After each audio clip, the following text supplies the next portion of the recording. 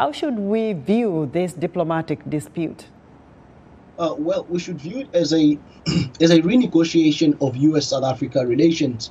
Instead of viewing it through the lens of a few events, I would say there's been a culmination of events beginning in last year with the joint naval exercises, and then a ship that came to South Africa, and then later on culminating in an aeroplane from a sanctioned company that landed in South Africa. So that was the climax that kind of constitutes the escalation of events.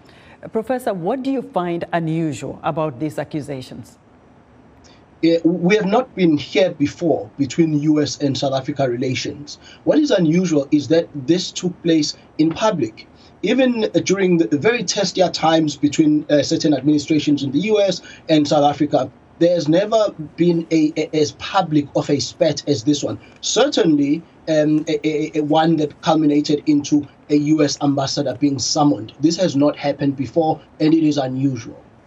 So how confident should South Africans be when President Cyril Ramaphosa says he's going to have a commission of inquiry to look into these accusations, especially onto the weapons loaded onto the Russian ship?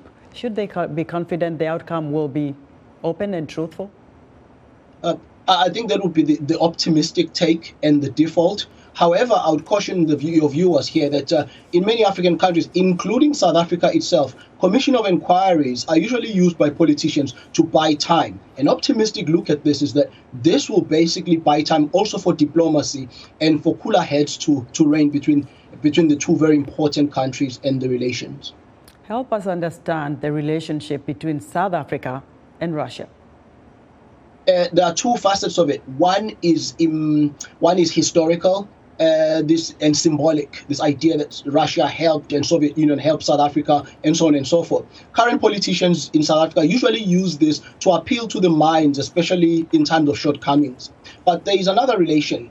Russia is in the BRICS, and it's a very solid member of the BRICS. And South Africa needs Russia's wherewithal in BRICS to be able to buttress and secure its position for South African business interests and new market shares in places like China and wherever else in the world. Now, what happens if these accusations turn out to be true? Where do you see the U.S.-South Africa relations? The U.S.-South Africa relations are like a big ship.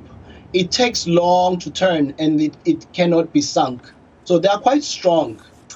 People-to-people relations are quite strong, stronger than most countries, many countries outside of Africa itself. So I wouldn't be perturbed much about this. There is a context, though. The context is war, the tragic events in Ukraine, and that's the only different variable here. And that's why I look at this as a renegotiation of relations between the two important countries.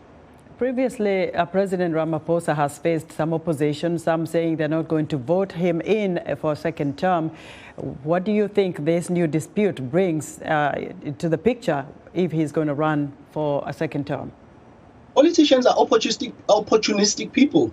So there might be rivals within the ANC right now, some factions who may come out and show themselves kind of more amenable, more people that are better to do business with, and people that might be more willing to take an activist approach away from this non-alignment, an activist approach, against Ramaphosa. So he has to look out for himself. But it remains unquestionable, though, that he has consolidated his power since the last Congress.